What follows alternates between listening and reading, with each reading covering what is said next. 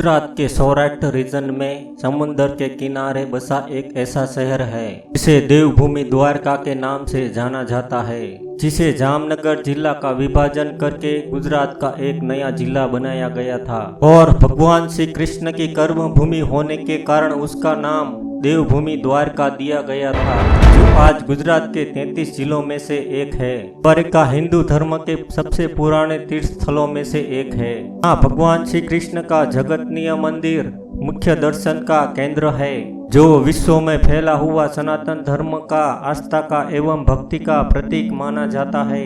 और इसी जगह भारतीय संस्कृति में पवित्र माने जाने वाली नदी गोमती नदी यहीं पर स्थित है। तो चलिए दोस्तों, आगे भी जानते हैं देवभूमि द्वारका के बारे में कुछ अमेजिंग है।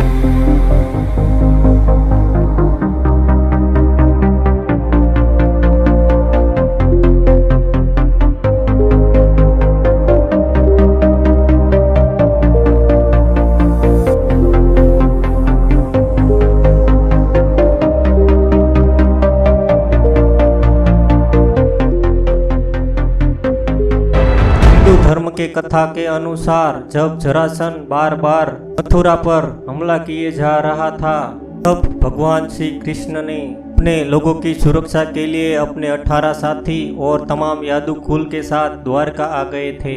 और यहाँ आकर भगवान श्री कृष्ण ने एक सोने के नगर का निर्माण किया, जिसका नाम द्वारका दिया गया। कहा जाता है कि महाभारत के युद्ध के विराम के बाद भगवान श्री कृष्ण की बसाई हुई द्वारका नगरी जलमग्न हो गई और आज भी सोने की नगरी के अवशेष मौजूद है। ऐसा माना जाता है कि भगवान श्री कृष्ण के जाने के बाद अधिकतम यादव आपस में लड़कर मर रहे थे।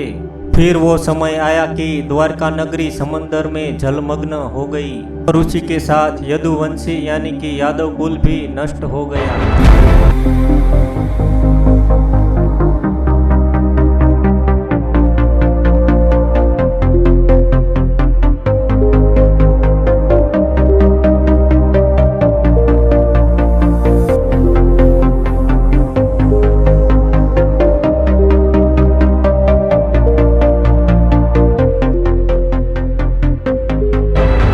नगरी की अर्थव्यवस्था मेन तौर पर टूरिस्ट पर निर्भर है, क्योंकि द्वारिका इंडिया का प्रमुख स्थल है। यहाँ हर साल लाखों की संख्या में लोग घूमने के लिए आते हैं। यही कारण है कि द्वारिका में टूरिस्ट इंडस्ट्रीज बिजनेस यहाँ का प्रमुख मॉडल है। क्षेत्र विशेष उन्हीं मंदिरों के लिए जाना जाता है जो अपनी उच्च पौराणिक तत्व को दर्शाते हैं, जैसे सोमनाथ मंदिर, द्वारकाधीश मंदिर, नागेश्वर ज्योतिर्लिंग मंदिर, रुक्मणी मंदिर, बेट द्वारका, गोमती संगम घाट, गीता मंदिर कुछ पॉपुलर टूरिस्ट डेस्टिनेशन है, जहां हर साल लाखों की संख्या में लोग पहुंचते हैं। साथ ही यहाँ के diverse landscape, water park, shopping malls, museum और रेस्टोरेंट्स जो विजिटर को अपनी तरफ आकर्षित करने में कोई कसर नहीं छोड़ते हैं। और दोस्तों, आपको बता दूं कि जन्माष्टमी देवभूमि द्वारका का सबसे मुख्य त्योहार है, जो अगस्त और सितंबर महीने के दौरान बड़ी धूमधाम से मनाया जाता है, क्योंकि भगवान श्री कृष्ण का स्थान को निवास स्थान माना जाता है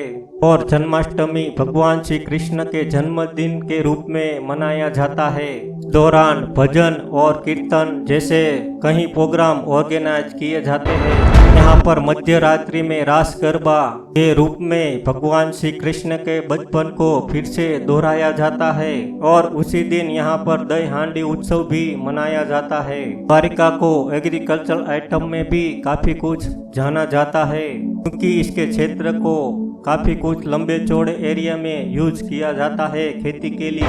द्वारिका में रायडा, बाजरा, कॉटन, मूंगफली और खजूर जैसे काफी पैमाने पर फसल उगाए जाते हैं। के अलावा द्वारिका को दूध यानी कि दूध से बने प्रोडक्ट के लिए काफी कुछ जाना जाता है, जैसे मक्खन, शुद्ध घी, पेड़ा और भी सारी चीजें बनाते हैं द्वारिका में। द्वारिका हिंदू धर्म के सबसे प्राचीन स्थलों में से एक है, साथ ही हिंदू धर्म के 4 धामों में से एक है और इसके अलावा द्वारका सप्तपुरी यानी कि 7 प्राचीन स्थानों में से एक है। अगर हिंदू के 4 धाम की बात करें तो उसमें द्वारिका, रामेश्वर, बद्रीनाथ, जगन्नाथपुरी, इन्हीं 4 धामों को शामिल किया जाता है।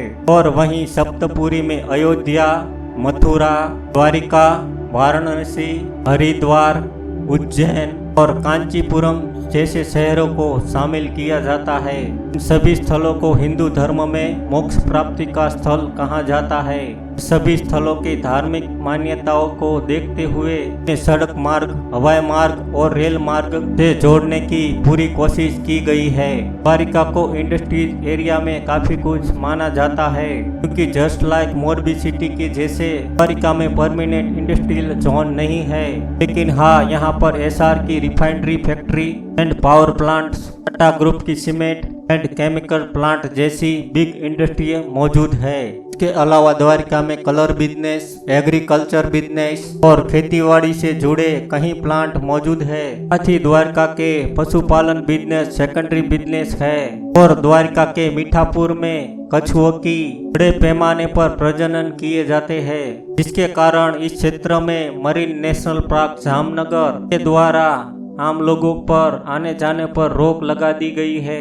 इसके अलावा देवभूमि द्वारका में यहाँ का मंदिर सबसे अनोखी चीज में से एक है। इस मंदिर का ध्वज दिन में 5 बार बदला जाता है, कि भारत के दूसरे मंदिरों में शायद ही ऐसा होता होगा। द्वारकाधीश के मंदिर के इस 52 गज के ध्वज को सुबह में 3 बार और शाम को 2 बार, टोटल 5 बार बदला जाता है। द्वारका में घूमने के लिए कुछ पॉपुलर स्थान भी ऐसे हैं जो बहुत ही मस्त है और घूमने की पूरी सुविधा भी यहाँ पर मौजूद है। दोस्तों, आपको कैसा लगा ये द्वारिका का वीडियो कमेंट में जरूर बताइए। अगर आपको हमारी वीडियो पसंद आई है तो वीडियो को लाइक और शेयर जरूर कीजिए। मैं मिलता हूँ आपको एक नए वीडियो के साथ, तब तक के लिए धन्यवाद। आपका दिन शुभ रहे।